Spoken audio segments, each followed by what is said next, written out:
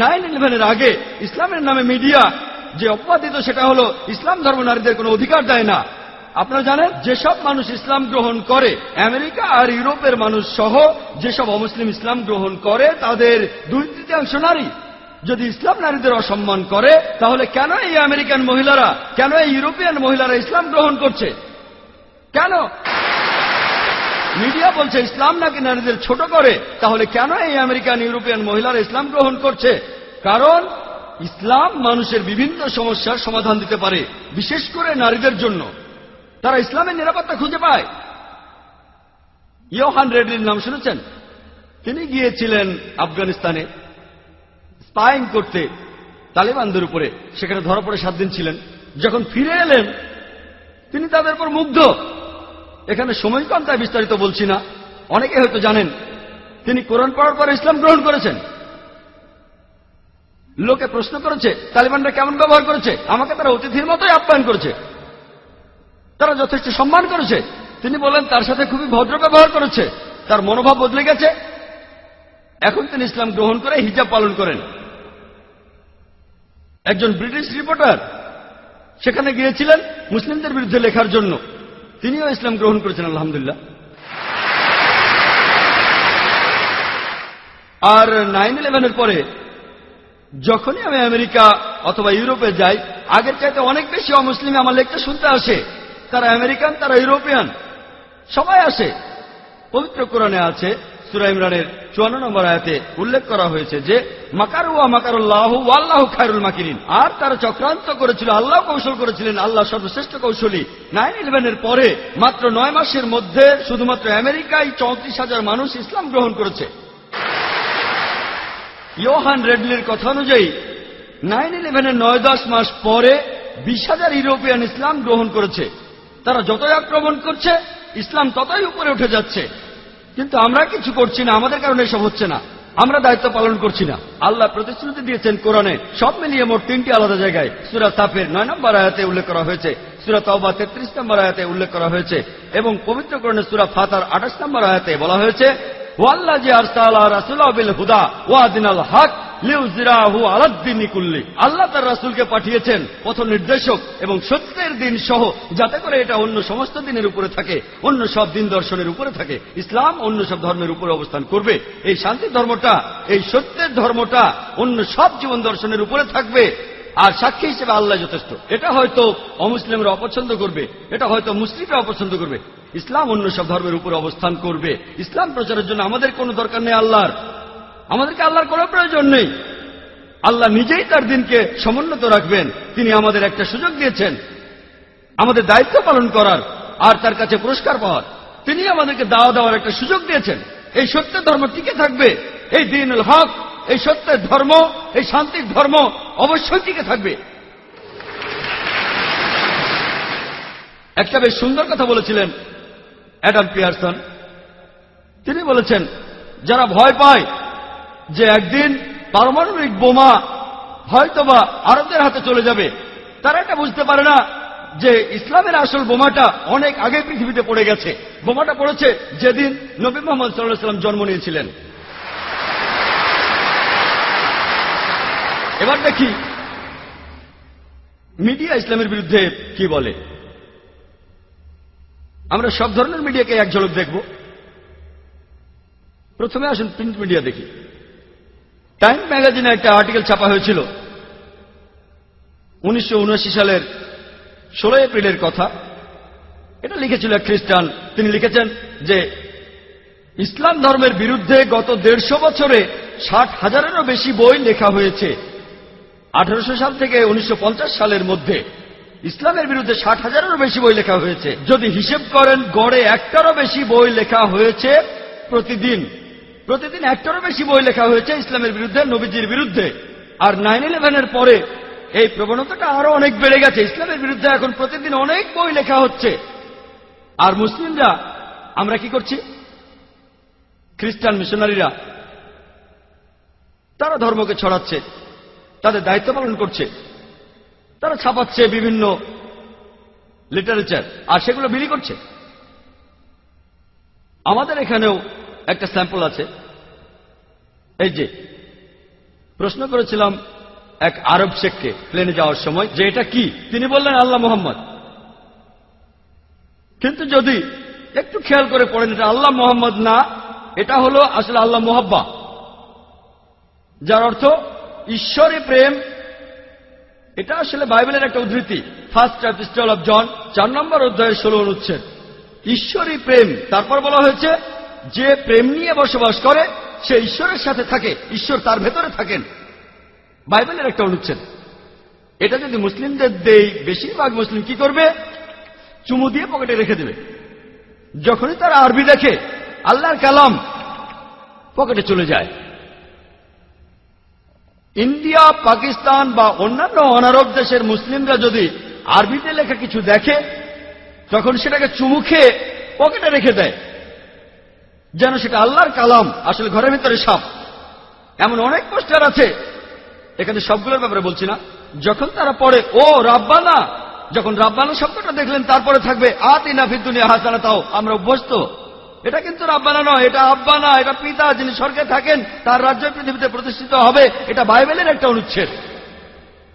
তারা এগুলো মুসলিমদের মাঝে বিলি করে, আর আমরা খুব রংচঙ্গে এটা তো ফটোকপি 4 কালারের ছাপানো, খুব সুন্দর, সেটা নিয়ে বাড়ি চলে যাবেন। এভাবেই প্রতারিত হচ্ছেন। তারা প্রতারণার মাধ্যমে আমাদের ঘরে ঢুকছে। অন্যান্য অনারব দেশের মুসলিমরা যদি আরবিতে লেখা কিছু দেখে, তখন সেটাকে চুমু খেয়ে পকেটে রেখে দেয়, যেন সেটা আল্লাহর কালাম, আসলে ঘরের ভিতরে সাপ। এমন অনেক পোস্টার আছে, এখানে সবগুলোর ব্যাপারে বলছি না। যখন তারা পড়ে ও রাব্বানা, যখন রাব্বানা শব্দটা দেখলেন তারপরে থাকবে আতিনা ফিদ দুনিয়া হাসানাতাও, আমরা অভ্যস্ত। এটা কিন্তু রাব্বানা নয়, এটা আব্বানা, এটা পিতা যিনি স্বর্গে থাকেন, তার রাজ্য পৃথিবীতে প্রতিষ্ঠিত হবে। এটা বাইবেলের একটা অনুচ্ছেদ। তারা এগুলো মুসলিমদের মাঝে বিলি করে, আর আমরা খুব রংচঙ্গে এটা তো ফটোকপি 4 কালারের ছাপানো, খুব সুন্দর, সেটা নিয়ে বাড়ি চলে যাবেন। এভাবেই প্রতারিত হচ্ছেন। তারা প্রতারণার মাধ্যমে আমাদের ঘরে ঢুকছে। আমি একটা লেকচার দিয়েছিলাম খ্রিস্টান ধর্ম প্রচারকদের প্রতারণা। সময় কম, তাই এখানে বিস্তারিত বলতে পারছি না। এর প্রত্যেকটা বিষয় নিয়ে ঘন্টার পর ঘন্টা লেকচার দেওয়া যায়। আর আমি যেহেতু এমন অনেক খ্রিস্টান প্রতিষ্ঠানের সাবস্ক্রাইবার, আমি খুব সুন্দর ক্যালেন্ডার পাই। একবার একজন আলেম আমার বাসায় আসলেন যিনি আরবি জানেন।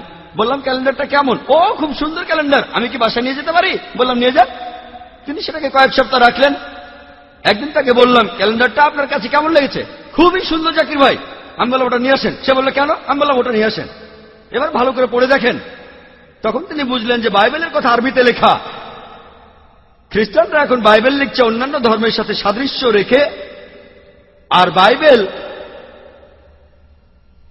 পড়ে দেখেন লেখা আছে বিসমিল্লাহির রহমানির রহিম। তারা কোরআনের আয়াত ধার করছে, তারপর সামান্য বদলে দিয়ে আরবদের হাতে তুলে দিচ্ছে। তারাও ভাবছে এটা কোরআনের অংশ, আসলে সেটা কিন্তু বাইবেল। তারা এই কৌশল অবলম্বন করছে। কিতাবুল মুকাদ্দাস। আমি আগেও বলেছি, এখানে সময় কম, সংক্ষেপেই বলি। আমরা মুসলিমরা কি করছি? আমি ইন্ডিয়া থেকে এসেছি। আমার দেশের জনসংখ্যা 100 কোটিরও বেশি, আর তাদের মধ্যে নিশ্চিতভাবে বলা যায় 16 কোটি থেকে 18 কোটি মানুষ হচ্ছে মুসলিম। সেখানে অনেক মুসলিম ম্যাগাজিন আছে দাওয়া দেওয়ার জন্য ইত্যাদি। ইন্ডিয়াতে এই ম্যাগাজিনের কতগুলো কপি ছাপানো হয়? কতগুলো? 4000, 5000, 8000। 1 নম্বর ইংরেজি দেওয়া ম্যাগাজিন ইসলামিক ভয়েস 15,000।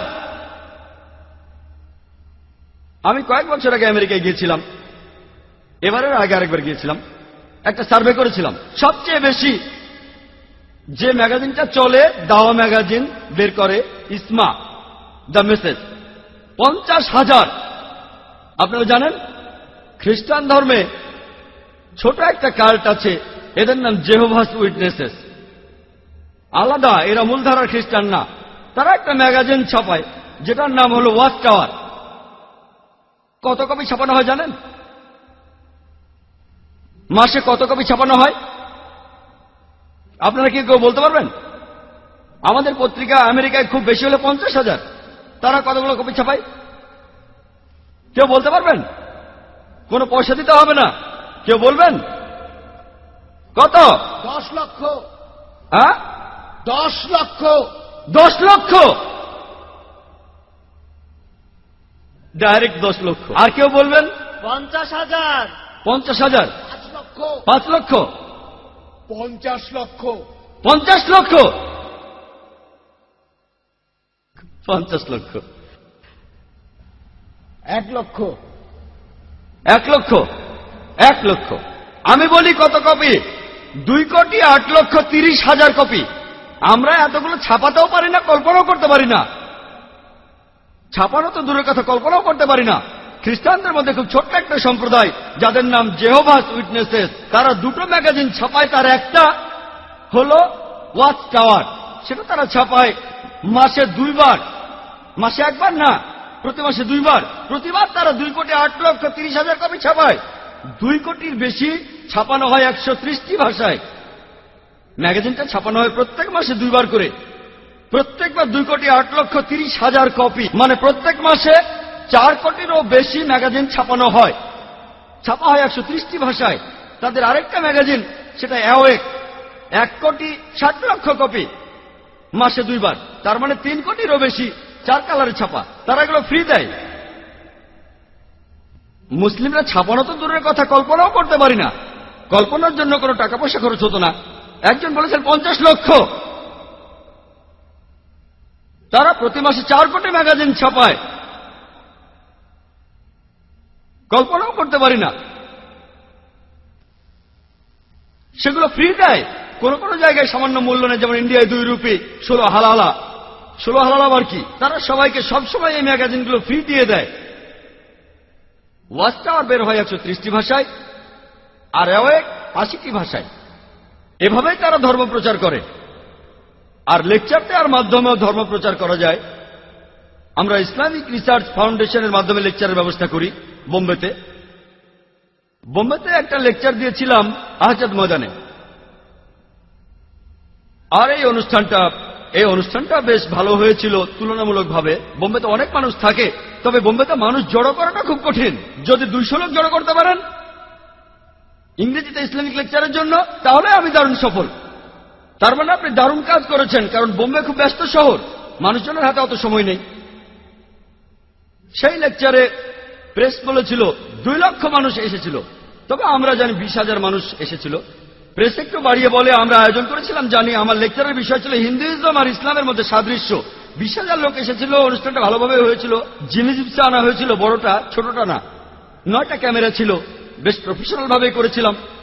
অনেক মুসলিম বলেছিল এরা নিশ্চয়ই অনেক টাকা খরচ করেছে, 9-10 লাখ টাকা তো খরচ করেছে। হয়তো এরা 10 লাখ টাকা খরচ করে ফেলেছে।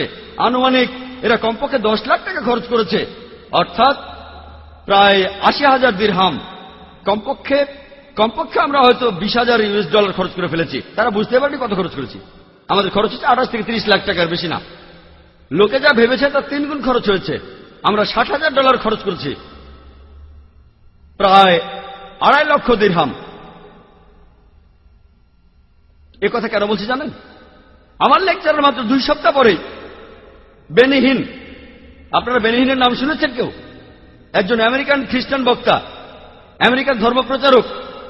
কে কে বেনি হিনের নাম শুনেছেন? জানলে হাত তোলেন। বেনি হিন মাত্র 30 থেকে 40 জন লোক হাত তুলেছেন। এই অনুষ্ঠানে আছে প্রায় 8 থেকে 10,000 মানুষ।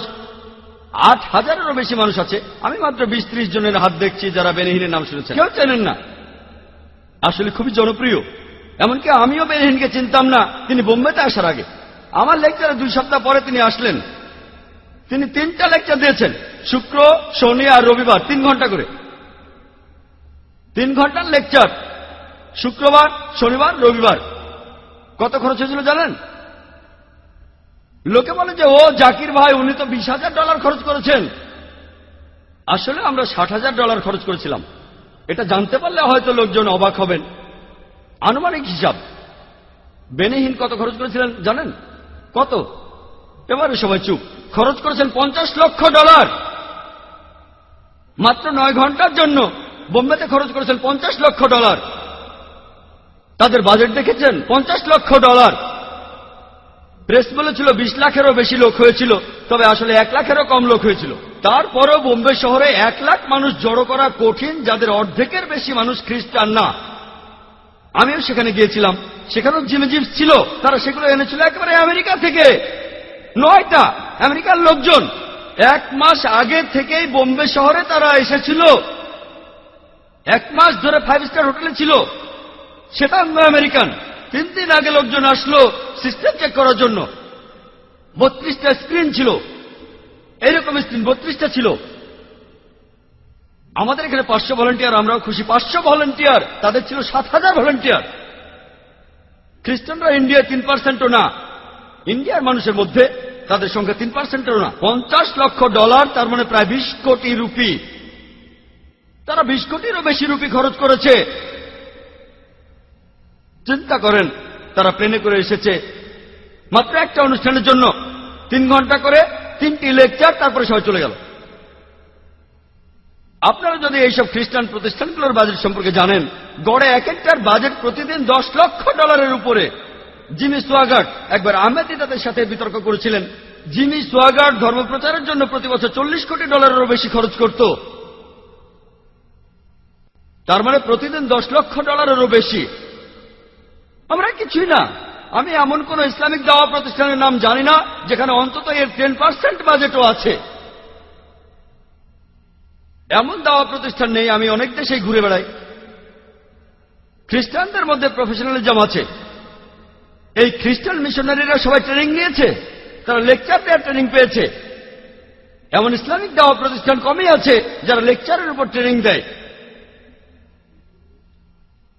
বর্তমানে আধুনিক বিজ্ঞান আমাদের বলে, যখন কেউ জনসমক্ষে স্টেজের উপর লেকচার দেয়, লেকচারের বিষয়বস্তুর গুরুত্ব মাত্র 7%। মাত্র 7%। বাকি 93% হল প্রেজেন্টেশন স্কিল।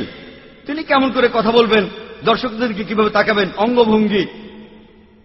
এজন্য আমার সামনে কোনো পোডিয়াম থাকে না। আমার স্বাস্থ্য খুব ভালো এমনটা নয়। আপনারা যাতে আমার বডি ল্যাঙ্গুয়েজ দেখেন, আমার শরীরও কথা বলছে। বোম্বেতে ইসলামিক রিসার্চ ফাউন্ডেশনে আমরা মুসলিমদের ট্রেনিং দিয়ে থাকি কিভাবে ইসলামের বাণী প্রচার করতে হবে। আমরা শুধু ইন্ডিয়ানদেরই ট্রেনিং দেই না, বিদেশিদেরও দেই।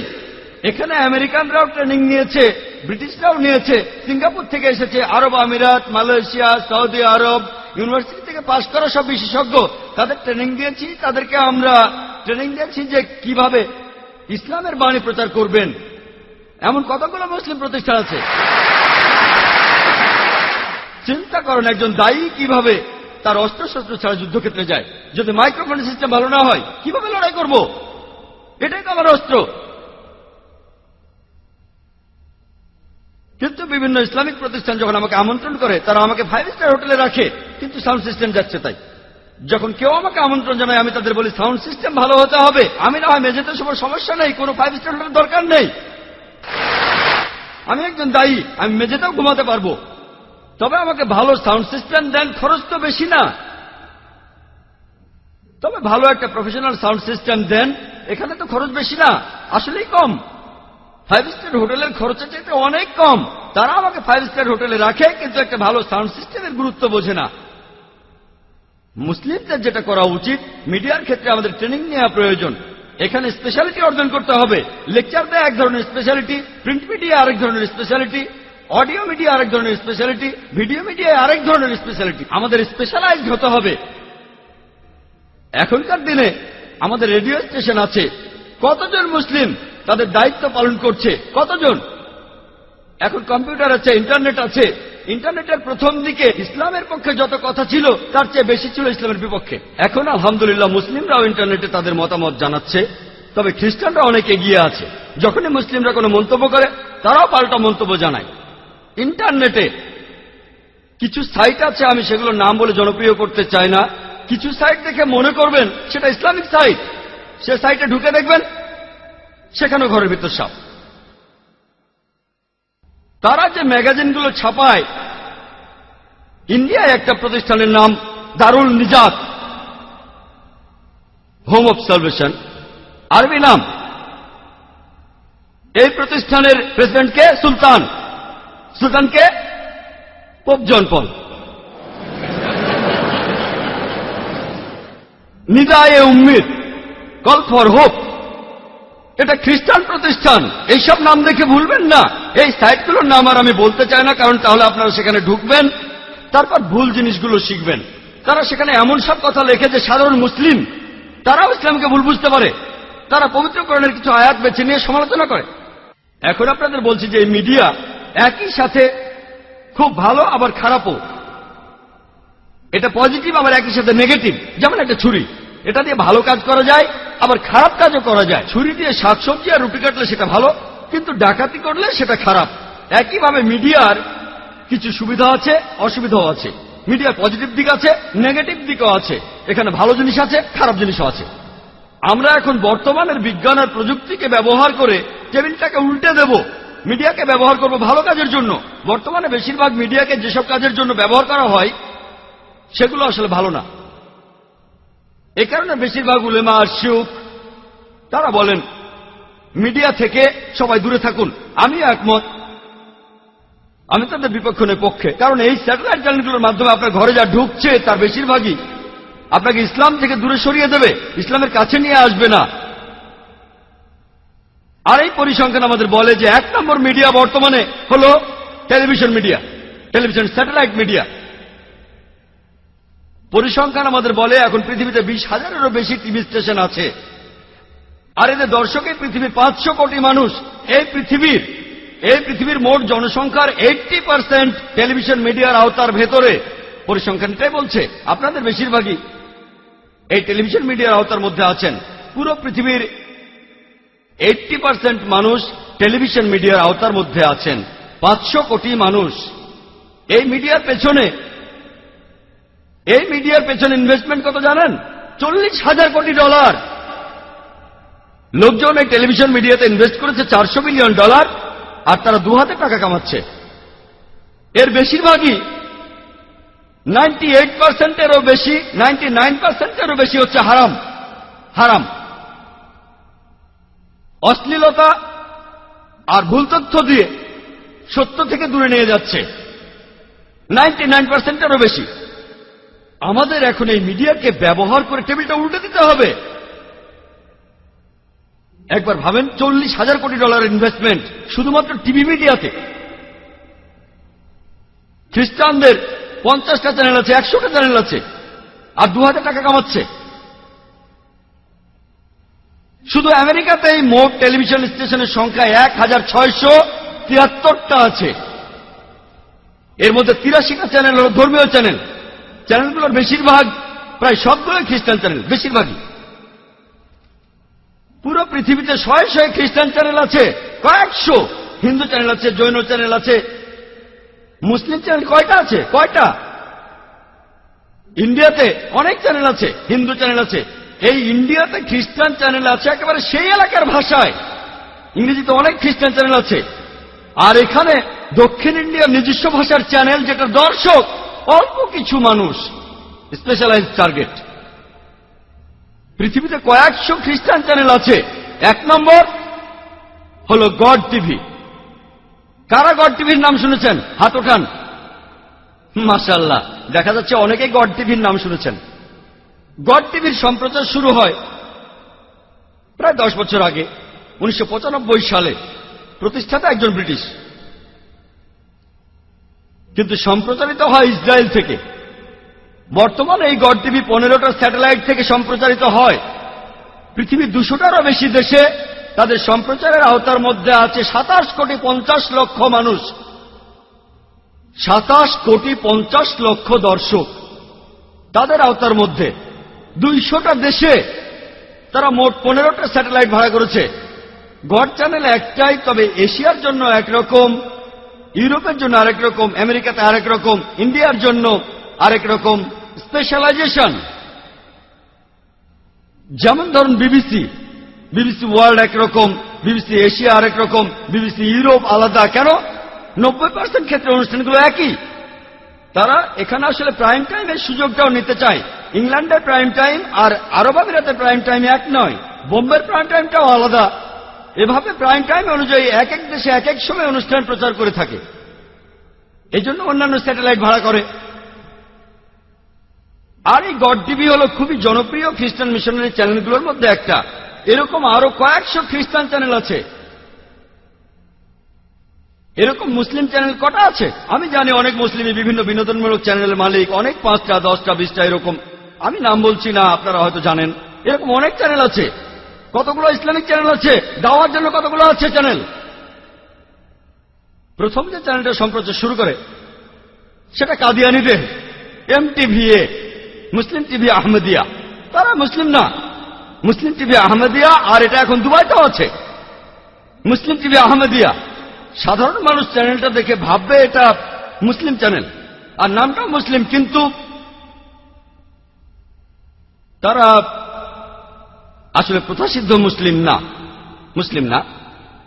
আলহামদুলিল্লাহ, প্রায় 8 বছর আগে প্রথম ইসলামিক চ্যানেল ইকরা টিভির সম্প্রচার শুরু হয়।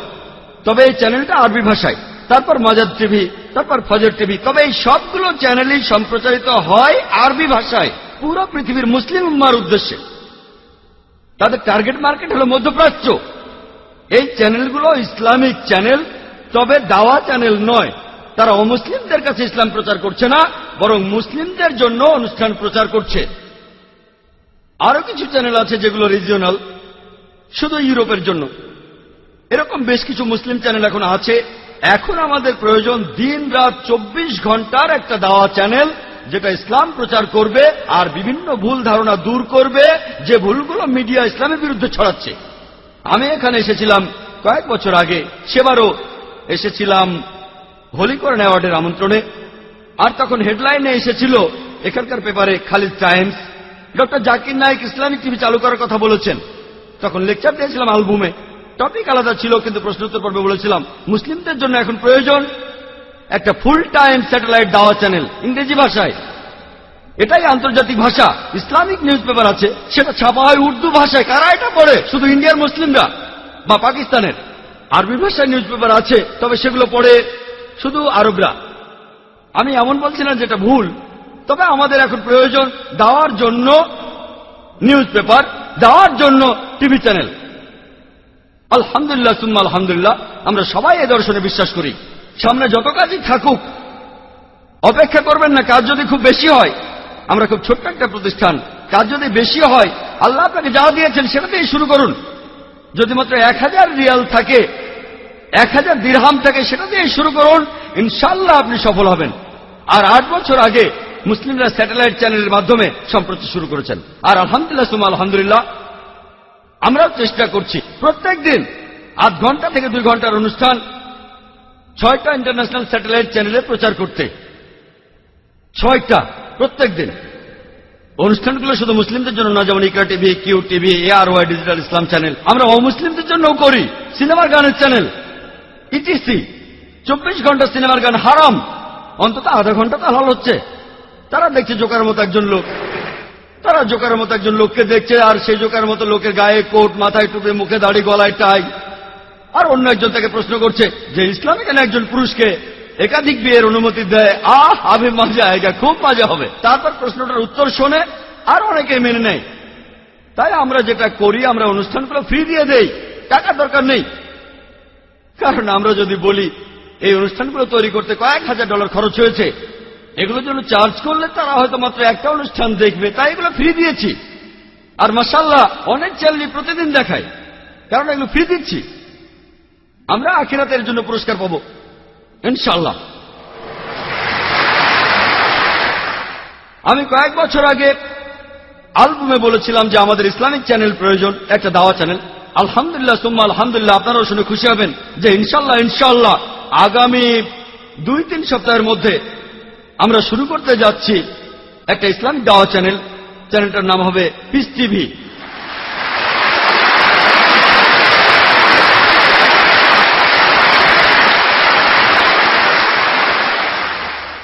বাজেট খ্রিস্টানদের মতো অত বিশাল না, অত টাকা নেই, আমরা ক্ষুদ্র মানুষ। আমাদের যা আছে ইনশাআল্লাহ। চ্যানেলটার নাম দিয়েছি পিস টিভি। মিডিয়া যেখানে যুদ্ধ করছে ইসলামের সাথে, তবে আমরা মানবতার জন্য শান্তি চাই। পিস এর আরবি হল সালাম, আরো একটা হলো ইসলাম। আর ইনশাআল্লাহ এটা হবে ইসলামিক দাওয়া চ্যানেল। এর সম্প্রচার হবে ইউরোপ, অস্ট্রেলিয়া, আফ্রিকা, মধ্যপ্রাচ্য আর এশিয়ায়। প্রচারিত হবে প্যান এম স্যাট 10 থেকে প্রথম দিকে। পরবর্তীতে কয়েক মাস পরে আমরা ইউএসএ তো যাব ইনশাআল্লাহ। আর তারপর আশা করি 1 বছরের মধ্যে ইনশাআল্লাহ পুরো পৃথিবীকেই কভার করতে পারবো ইনশাআল্লাহ। এটা প্রধানত একটা ইংরেজি স্যাটেলাইট চ্যানেল। তবে যে সময়টা প্রাইম টাইম না সে সময়টাও কাজে লাগাতে চাই। যে সময়টা ইউরোপ বা ইংলিশ দেশে প্রাইম টাইম না, ইন্ডিয়া আর পাকিস্তানের প্রাইম টাইম, তখন আমাদের অনুষ্ঠানগুলো দেখানো হবে হিন্দি আর উর্দুতে, যাতে করে ইন্ডিয়ার অমুসলিমদের অনুষ্ঠানগুলো দেখাতে পারি আমরা। তাহলে 25% অনুষ্ঠান হবে হিন্দি আর উর্দুতে, 75% হবে ইংরেজিতে ইনশাআল্লাহ। আপনাদের অনুরোধ করবো আমাদের জন্য দোয়া করতে, যে ইনশাআল্লাহ এই পিস টিভির মাধ্যমে আমরা এই শান্তি ধর্মটাকে পুরো পৃথিবীতে ছড়িয়ে দেব ইনশাআল্লাহ।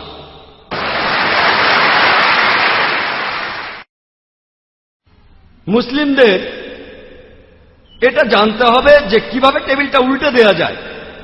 আমার লেকচার শেষ করার আগে আমি একটা উদাহরণ দেব। গত কয়েক মাস ধরে আপনারা যারা ভারত উপমহাদেশের অধিবাসী, এখন অবশ্য সেটা আন্তর্জাতিক খবর, আপনারা হয়তো সানিয়া মির্জার খবরটা শুনেছেন। সানিয়া মির্জা নাম শুনেছেন? বাহ বাহ, মাশাআল্লাহ, সবাই জানেন দেখছি। কেন? কারণ হলো মিডিয়া। সবাই সানিয়া মির্জাকে চেনে। কিভাবে? কারণ এই মিডিয়া চিনিয়েছে। এই মিডিয়ায় তাকে দিয়েছে পাবলিসিটি। এর কারণটা জানেন কেন? কারণ সে একজন মুসলিম।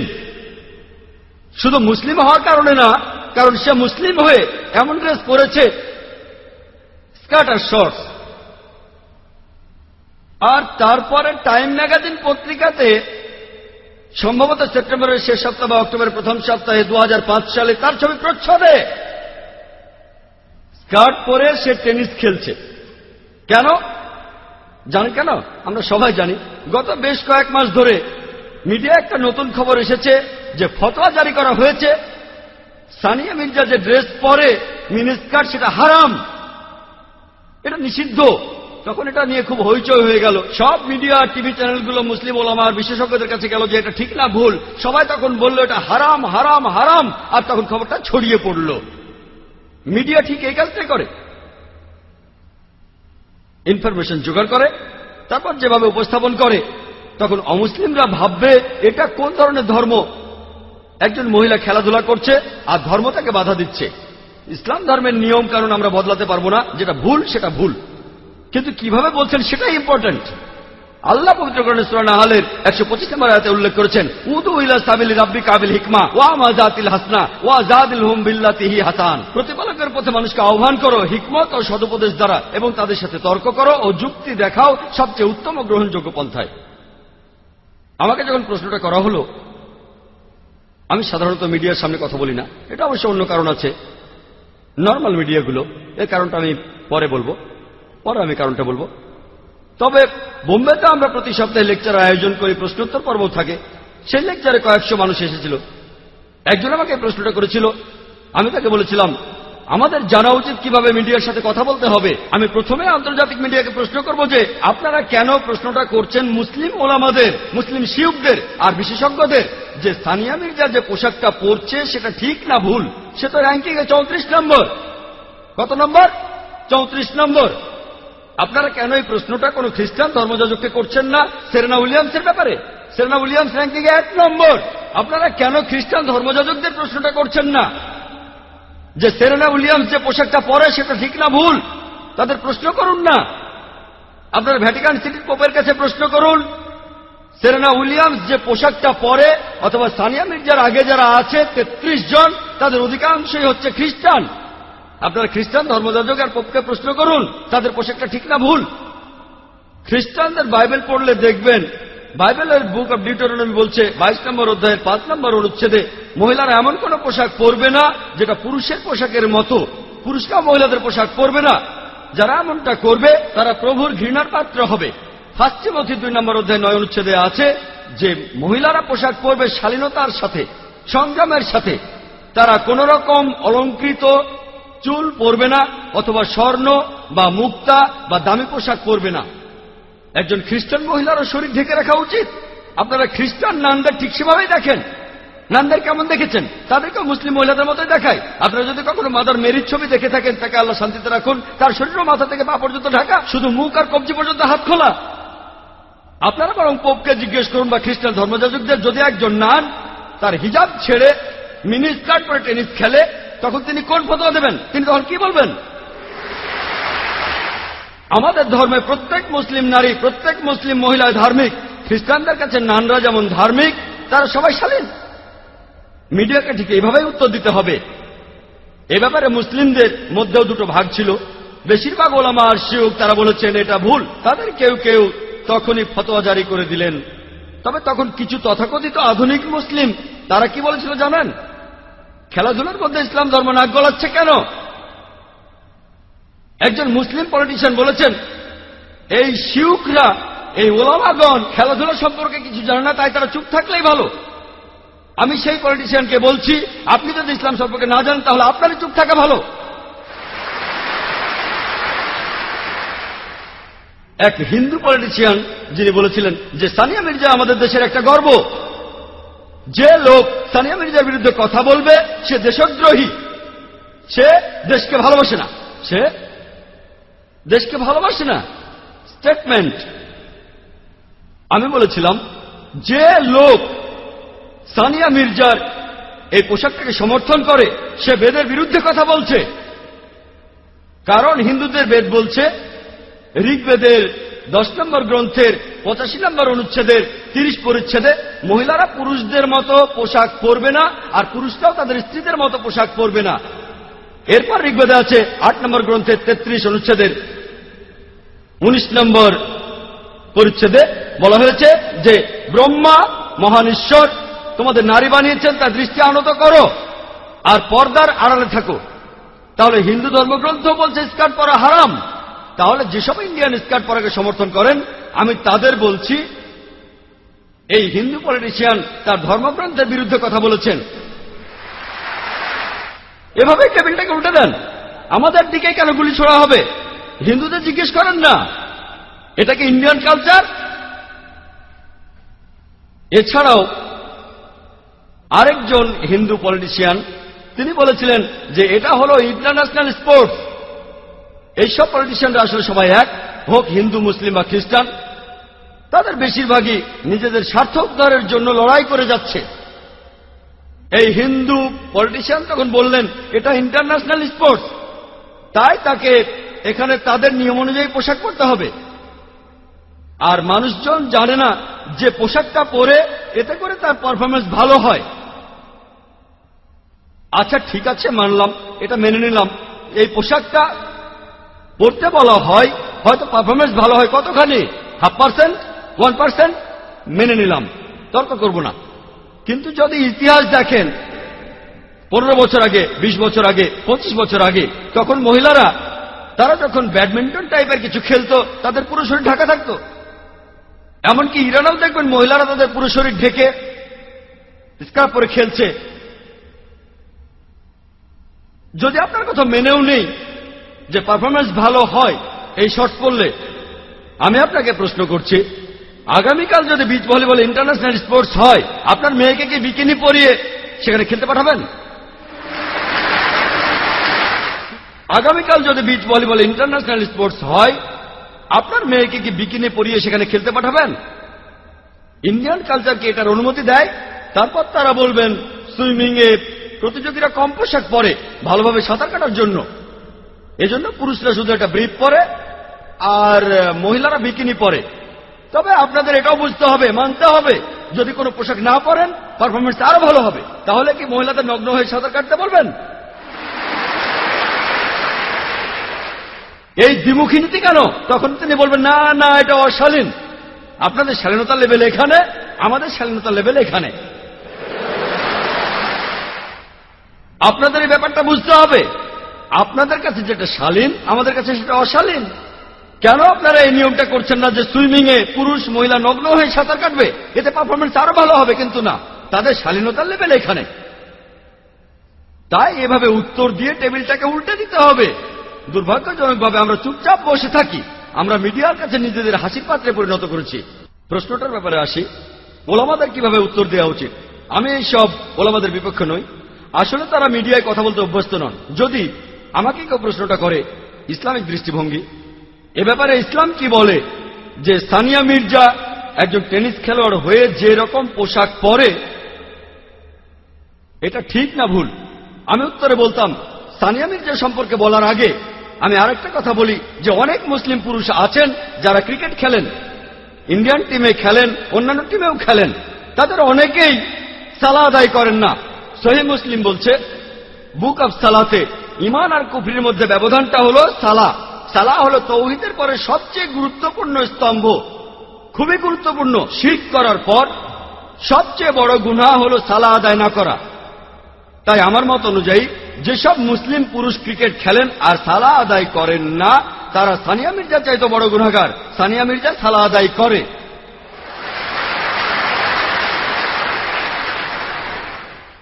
মুসলিম অভিনেতা অভিনেত্রীরা তারা পর্দায় শিরক করছে, তারা বড় গুনাহগার। আমি সানিয়া মির্জার পক্ষ নিয়ে কথা বলছি না, একথা মানব সানিয়া মির্জা যে পোশাক পরে সেটা ইসলামের নিয়মের বিরুদ্ধে, এটা হারাম। তবে কথা বলার আগে আবহাওয়াটা বদলে দিলাম, এটাই হিকমা। পরিস্থিতি বদলে দিচ্ছি। যখনই বলছি খ্রিস্টান ধর্ম এটার বিরুদ্ধে, তারা তখন চুপ হয়ে যাচ্ছে। হিন্দু ধর্ম এটার বিরুদ্ধে, চুপ হয়ে যাচ্ছে। ইহুদি ধর্ম এটার বিরুদ্ধে, তারাও চুপ হয়ে যাচ্ছে। আমি ক্রিকেট খেলা নিয়ে বলেছি, আমি সুইমিং নিয়ে বলেছি। তারপর যখন উত্তরটা দিলাম যে এটা হারাম, তখন এই উত্তরটা তাদের গলা দিয়ে নামবে। তা না হলে উত্তরটা তারা হজমই করতে পারবে না। আমি বলেছি এটা ভালো, সানিয়া মির্জা অন্ততপক্ষে সালাহ আদায় করে, সে কম গুনাহগার অন্তত ওই মুসলিম ক্রিকেটারদের চাইতে যারা সালাহ আদায় করে না। 4 দিন খেলছে, 5 দিন খেলছে, সালাবাদ। আল্লাহ আমাদের সালাহ আদায় করার নির্দেশ দিয়েছেন। হয়তো ভবিষ্যতে সানিয়া মির্জা ইসলামিক পোশাক পরবে ইনশাআল্লাহ।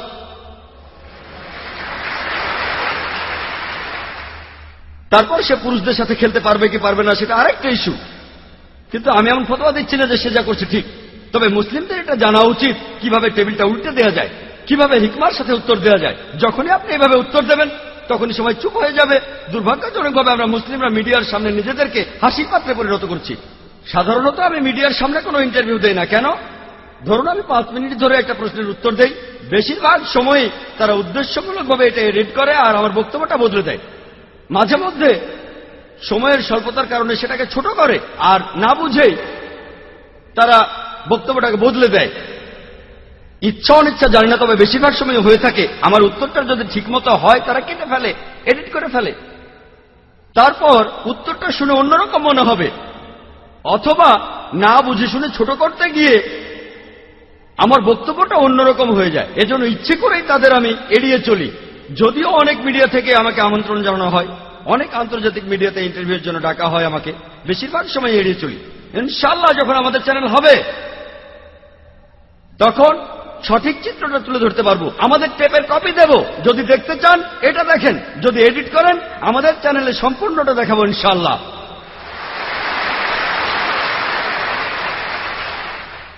একটা চ্যানেল শুরু করা নিঃসন্দেহে খুবই কঠিন কাজ, আর তারপর একটা চ্যানেল শুরু করে কোরআন এবং সহিহ হাদিস অনুযায়ী সেটাকে চালানো, সেটা আরো কঠিন কাজ।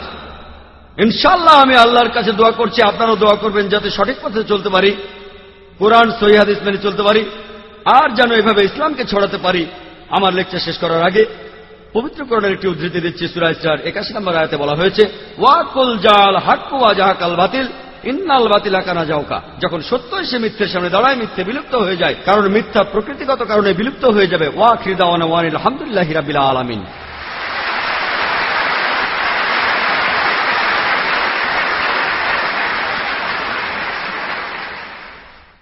আশা করি আল্লাহ তাআলা আমাদের বক্তা জাকির নায়েককে পুরস্কৃত করবেন তার এই তথ্যবহুল লেকচারের জন্য। এখন আমি ডাক্তার মোহাম্মদ নায়েককে অনুষ্ঠান পরিচালনার জন্য অনুরোধ জানাচ্ছি। আসসালামু আলাইকুম। আপনাদের সবাইকে অনেক ধন্যবাদ। আল্লাহ আপনাদের পুরস্কৃত করুন। এখন আমরা শুরু করতে যাচ্ছি সবচেয়ে আকর্ষণীয় সেশন, উন্মুক্ত প্রশ্ন উত্তর পর্ব। আমরা এই সেশনটা শুরু করার আগে একটা ধারণা নিই। আপনারা কি আমাকে বলবেন আপনারা উপস্থিত শ্রোতারা কতজন ভাবছেন জাকির নায়েকের লেকচারের পরে ইসলাম মানবজাতির জন্য শান্তি চায়? আপনাদের হাত তুলবেন প্লিজ। আলহামদুলিল্লাহ, আলহামদুলিল্লাহ। এবারে আপনারা বিভিন্ন প্রশ্ন করবেন ডক্টর জাকিরকে। আপনাদের নিশ্চিত করছি সব প্রশ্নই আমরা গুরুত্ব সহকারে শুনব, তারপর উত্তর দেওয়ার চেষ্টা করব। আমরা আসলে বিভিন্ন সমস্যার সমাধান চাই, মানবজাতির বিভিন্ন সমস্যা। যেমন জাকির নায়েক আজকে বললেন, আজকের আলোচনার বিষয়বস্তু ছিল মিডিয়া এবং ইসলাম, যুদ্ধ নাকি শান্তি। আমি এবারে সংক্ষেপে বলি, শান্তির জন্য যুদ্ধ এই স্লোগান দিয়ে অনেক অত্যাচারী শাসকই এই পৃথিবীতে হত্যাযজ্ঞ চালিয়েছে, ধ্বংসযজ্ঞ চালিয়েছে, আর শান্তি মানুষের জীবন থেকে হারিয়ে গেছে। ইসলাম শান্তির ধর্ম, ভেতরে বাইরে সব দিক থেকেই। তাই আমরা ইহকাল আর পরকালে শান্তির জন্য ইসলামের প্রচার চালিয়ে যাব। আজকে আমাদের সামনে উপস্থিত আছেন ডক্টর জাকির নায়েক, যিনি এইসব ব্যাপারে একজন বিশেষজ্ঞ। আর ডক্টর জাকির নায়েকের লেকচারের মাধ্যমে আপনারা সেই কথাগুলোই এতক্ষণ ধরে শুনলেন। এখনকার এই প্রশ্নোত্তর পর্বের কোঅর্ডিনেটর হিসেবে আমি আমাদের ভলান্টিয়ারদের বলবো, উপস্থিত মুসলিম শ্রোতাদেরও অনুরোধ করব, দয়া করে এখানে উপস্থিত অমুসলিম ভাইদের আগে প্রশ্ন করার সুযোগ দেন। তাদের মধ্যে যারা সাংবাদিক আছেন তাদের আগে বলতে দেন। তাহলে এবারে আমার বাম পাশের মাইক থেকে প্রথম প্রশ্নটা করা হচ্ছে। হ্যাঁ ভাই। হাই, আমার নাম রাহুল ভাটিয়া, আমি পেশায় একজন ইঞ্জিনিয়ার। আমার প্রশ্নটা হল, পবিত্র কোরআনে সূরা হজের 47 নম্বর আয়াতে আছে, বলা হয়েছে তোমার প্রতিপালকের কাছে একদিন তোমাদের হিসাবে 1000 বছরের সমান। এছাড়াও সূরা সাজদার 5 নম্বর আয়াতে আছে, তোমাদের প্রতিপালকের একদিনের পরিমাপ হবে তোমাদের হিসাবে 1000 বছরের সমান। এরপর সূরা মারিজের 4 নম্বর আয়াতে বলা হয়েছে, ফিরিস্তা এবং রূহ আল্লাহর দিকে ঊর্ধ্বগামী হয় এমন একদিনে যার পরিমাণ পার্থিব 50,000 বছর। তাহলে একদিন সমান কত হবে, 1000 বছর না 50,000 বছর আল্লাহ তাআলার কাছে? আপনার নাম রাহুল, তাই না? জি। আপনি তো গতকাল সৃষ্টির 6 দিন নিয়ে আমাকে প্রশ্ন করেছিলেন। মাশাআল্লাহ, আপনাকে ভালোবাসি। আমিও আপনাকে ভালোবাসি। এখন আপনাকে বলি, ইন্টারনেটে দেখবেন এগুলো খুবই কমন প্রশ্ন। আপনাকে এগুলো জানার জন্য বিশেষজ্ঞ হতে হবে না, আপনি ইন্টারনেটে চলে যান, ইসলাম বিরোধী সাইটগুলোতে এরকম অনেক কিছুই পাবেন। আমি শিওর যে ভাই রাহুল, আপনি বোধহয় পুরো কোরআন পড়েননি। পুরোটা পড়িনি। হ্যাঁ, আমিও জানি। এটা ছাড়াও আমার আরো প্রশ্ন আছে। সরি, আমি আরো কিছু প্রশ্ন করতে চাই, তবে আগে এটার উত্তরটা জানতে চাই। তাহলে দেখছেন, আপনি যদি সত্যটা জানতে চান, হ্যাঁ, প্রথমে আপনাকে আসল উৎসটা পড়ে দেখতে হ্যাঁ, হবে। যদি খ্রিস্টান ধর্মকে জানতে চাই আর খ্রিস্টান বিরোধী বইগুলো পড়ি, তাহলে আমি এক পেশে হয়ে যাব। তাই আমি আপনাকে অনুরোধ করছি, প্রথমে ভালো সাইটগুলো দেখেন, পবিত্র কোরআন পড়েন, তারপর 2টো না 200টা প্রশ্ন করেন আমাকে। ইনশাআল্লাহ আমি উত্তর দেব, অবশ্যই এখনো উত্তর দেব। ওকে। তবে আমি দাওয়ার কাজে নিয়োজিত, এটা বুঝি যে লোকে ইসলাম বিরোধী সাইটগুলো দেখে, প্রথমে সেখানে নেগেটিভ পয়েন্টগুলো দেখে মেনে নিয়ে ইসলামের বিরুদ্ধে চলে যায়। ইসলাম সম্পর্কে জানতে হলে ভালো সাইটগুলোতে যান, এমন সাইটে যাবেন না যেমন অ্যানসারিং ইসলাম। এখানে আমি একটা কথা বলি। আপনার উত্তরটা দিচ্ছি, সমস্যা আসলে নেই। না, যেটা আমি বলছি, আমি আসলে আধা ঘন্টা ধরে ইসলাম সম্পর্কে ভালো কথা বলতে পারবো। মাশাআল্লাহ, ভালো। আমি এখানে একেবারেই নিরপেক্ষ। আমি উত্তরটা দিচ্ছি, এটা নতুন প্রশ্ন না, এটা নতুন না, এই প্রশ্নের উত্তর অনেক আগে দিয়েছি আমি সবকিছুই রেফারেন্স দিতে পারি। মাশাআল্লাহ ভাই, আপনি প্রশ্ন করলেন যে কোরআনে 2টো জায়গায় আল্লাহ বলেছেন একদিনের সমান হলো 1000 বছর। আরেক জায়গায় সূরা মারিজের 4 নম্বর আয়াতে উল্লেখ করা হয়েছে আল্লাহ তাআলার একদিনের সময়কাল হলো 50,000 বছর। এটা কি পরস্পর বিরোধী নয়? এক জায়গায় বলা হচ্ছে 1000 বছর, আর এক জায়গায় বলা হচ্ছে 50,000 বছর। আরবি ভাষায় এই শব্দটা হলো ইয়ম, এই শব্দটা হলো ইয়ম। এখন ইয়ম এর 2টো অর্থ আছে। একটা অর্থ হলো দিন, দিন দিন 24 ঘন্টা একদিন। অন্য অর্থটা হচ্ছে একটা সময়কাল, একটা যুগ। এটা যে কোনো একটা সময়কাল হতে পারে। তাহলে ইয়মের একটা অর্থ হলো দিন, আরেকটা অর্থ হলো একটা সময়কাল। তাহলে যদি সঠিকভাবে কোরআন পড়েন, একটা আয়াত বলছে যে একদিন সবকিছু আল্লাহ সুবহানাহু ওয়া তাআলার কাছে উপরে চলে যাবে, যেদিনের পরিমাণ হবে 1000 বছর তোমাদের হিসেবে। একটা দিন, একটা সময়কাল, যেটা সময় হবে তোমাদের হিসেবে 1000 বছর। অন্য জায়গায় সূরা মারিজের 4 নম্বর আয়াতে উল্লেখ করা হয়েছে যে ফেরেশতাগণ যখন আল্লাহ তাআলার দিকে ঊর্ধ্বগামী হয়, এ সময় যে সময়টা লাগে একটা হ্যাঁ। সময়কাল, যেটা পার্থিব 50,000 বছরের সমান। উদাহরণ হিসেবে আপনাকে বলি, ধরুন যদি আমি দুবাই থেকে আবুধাবি যেতে চাই, 1 ঘন্টা সময় লাগবে। আর যদি আমি দুবাই থেকে যাই ধরুন আমেরিকাতে, খুবই স্লো একটা প্লেনে সময় লাগবে 50 ঘন্টা। দুবাই থেকে আবুধাবি যেতে আমার মোট সময় লাগবে 1 ঘন্টা, আর দুবাই থেকে নিউ ইয়র্ক যেতে আমার সময় লাগবে মোট 50 ঘন্টা। এটা পরস্পর বিরোধী কথা নয়, কারণ এই দুটো বিষয়ই আসলে আলাদা বিষয়। তাই আল্লাহ এক জায়গায় বলছেন একদিন সবকিছু তার কাছে চলে যাবে, সেটার সময় আলাদা। অন্য জায়গায় ফেরেশতাগণ তার কাছে যাবেন, সেটার সময়ও আলাদা। এটা পরস্পর বিরোধী নয়, এখানে বিষয় দুটো আলাদা, তাই সময়ের হিসেবটাও আলাদা। যদি অনুবাদ করেন দিন 24 ঘন্টার দিন, তাহলে পরস্পর বিরোধী হবে। যদি অনুবাদ করেন এটা একটা সময়কাল, যেমন আল্লাহ বলেছেন তিনি এই বিশ্বজগৎ সৃষ্টি করেছেন মোট 6 দিনে 6টি আয়ামে, এটা আসলে 24 ঘন্টার দিন নয়, তাহলে পরস্পর বিরোধী হবে। এই 6টা সময়কাল, 6টা যুগ, বিজ্ঞানীদেরও এ ব্যাপারে কোনো আপত্তি নেই। তাহলে এখানেও ইয়ামের অর্থ একটা সময়কাল। এই উত্তরগুলোর জন্য আমাদের ওয়েবসাইটে যেতে পারেন irf.net, www.irf.net। ইনশাল্লাহ বেশিরভাগ প্রশ্নের উত্তর সেখানে পাবেন। আশা করি উত্তরটা পেয়েছেন। স্যার, এখানে তাহলে দুইটা হলো আলাদা জিনিস। হ্যাঁ, ঠিক। এক্সেলেন্ট। আচ্ছা, আর আর যে শব্দটা আপনি বললেন, শব্দ দুইটা আলাদা, একটা হলো দিন ইয়ম আর শব্দটার অন্যটা দুটো হলো অর্থ আছে। একটা অর্থ হচ্ছে 24 ঘন্টার দিন, অন্যটা হলো যুগ, সময়কাল। আর এই দুইটা জায়গাতেই ইয়ম শব্দটা বলা হয়েছে, একই শব্দ আছে। একই শব্দ হ্যাঁ। দিয়ে বোঝানো হচ্ছে একটা দিন বা যে তিনটা আয়াত বলেছেন সবগুলোতে, সূরা হাজে আছে, সূরা মারিজে আছে, এছাড়াও যেখানে বলা আছে যে আল্লাহ পৃথিবী আর আকাশমণ্ডলী সৃষ্টি করেছেন 6 দিনে, এখানেও ইয়াম শব্দটাই। এর বহুবচন হচ্ছে আইয়াম। একই শব্দ সূরা ফুসিলাতে, আপনি হয়তো রেফারেন্সটা ভুলে গেছেন, 9 থেকে 12 নম্বর আয়াত, এখানেও আইয়াম শব্দটাই আছে। ওকে, তাহলে এই শব্দটা দিয়ে বোঝায় একদিন অথবা তবে হতে পারে এখানে একটা অর্থটা হচ্ছে সময়কাল। একটা সময়কাল, একটা যুগ।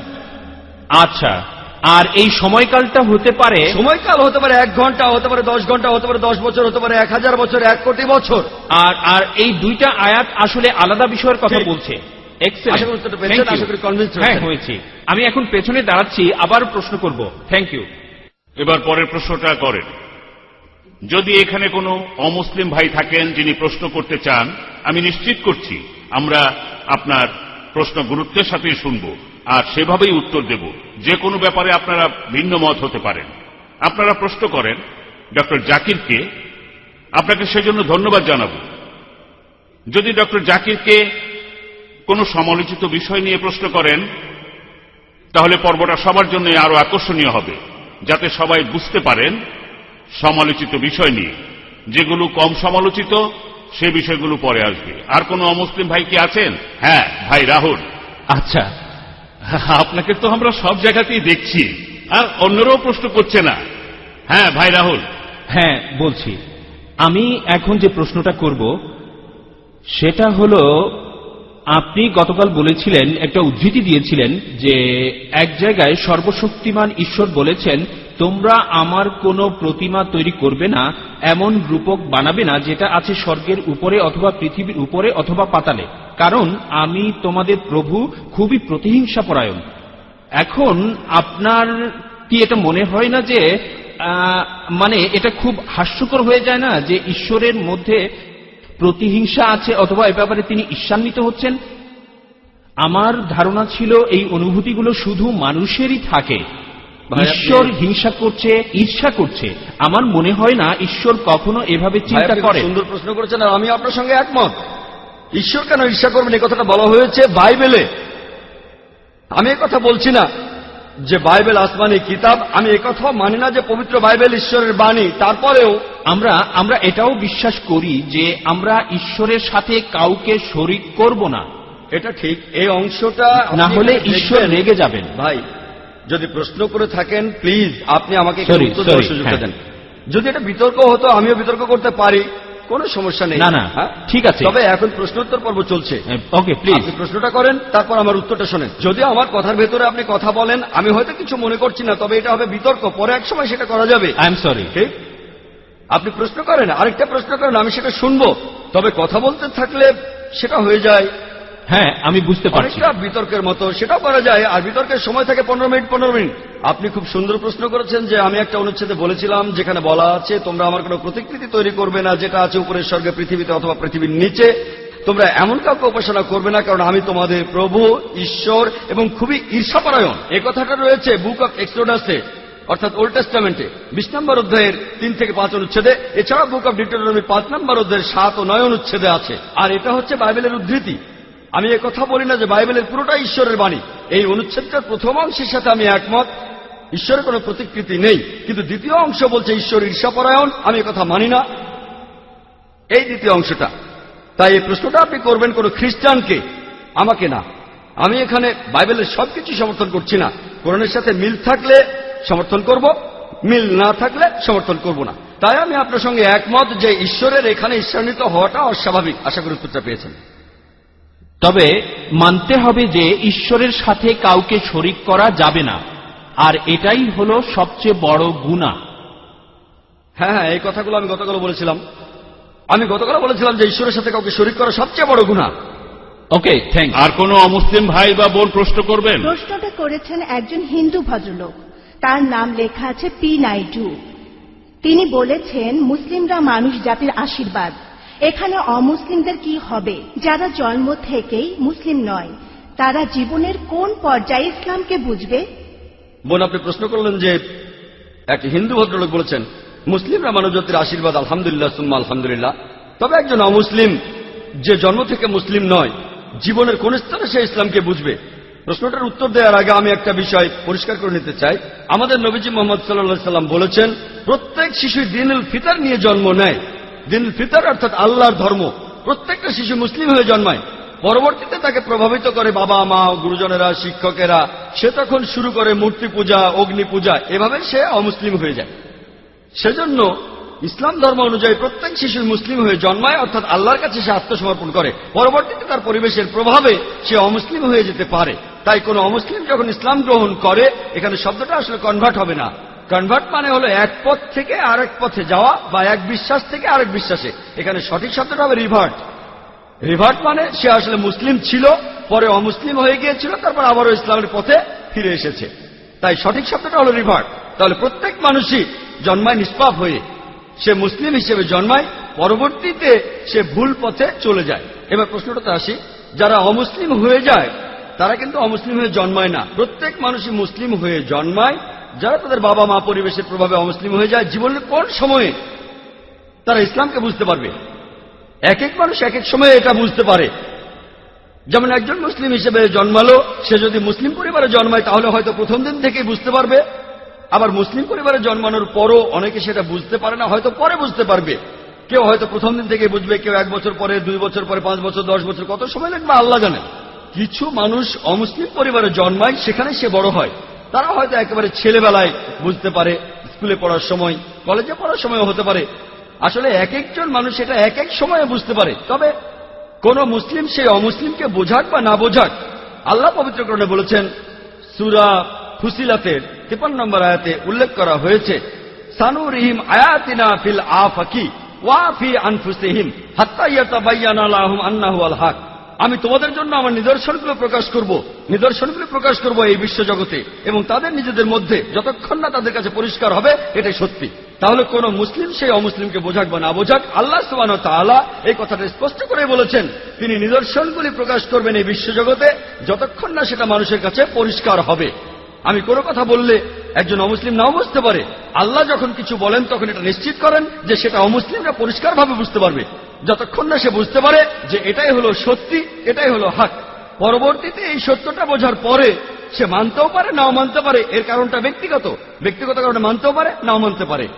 তবে মারা যাওয়ার আগে ইনশাআল্লাহ আল্লাহ তাকে নিদর্শন দেখাবেন। এখন কবে কখন আল্লাহ ভালো জানেন। তবে মারা যাওয়ার আগে আর রোজ কিয়ামতের দিন পবিত্র কোরআন আমাদের বলছে যে যারা ইসলামকে প্রত্যাখ্যান করে তারা কখনো আল্লাহর কাছে অভিযোগ করতে পারবে না যে আমি কোনো নিদর্শন পাইনি, কেন আমাকে জাহান্নামে পাঠাচ্ছেন। তারা শুধু বলবে আমাদের ক্ষমা করে দেন, আমরা ভুল করেছি। কারণ তারা জানে যে তারা নিদর্শন দেখেছে কিন্তু তখন গ্রহণ করেনি। তারা শুধু আল্লাহকে বলবে আমাদের আরেকটা সুযোগ দেন। আল্লাহ তখন বলবেন অনেক দেরি হয়ে গেছে। তাহলে আল্লাহ অবশ্যই তাদের নিদর্শন দেখাবেন তারা মারা যাওয়ার আগে।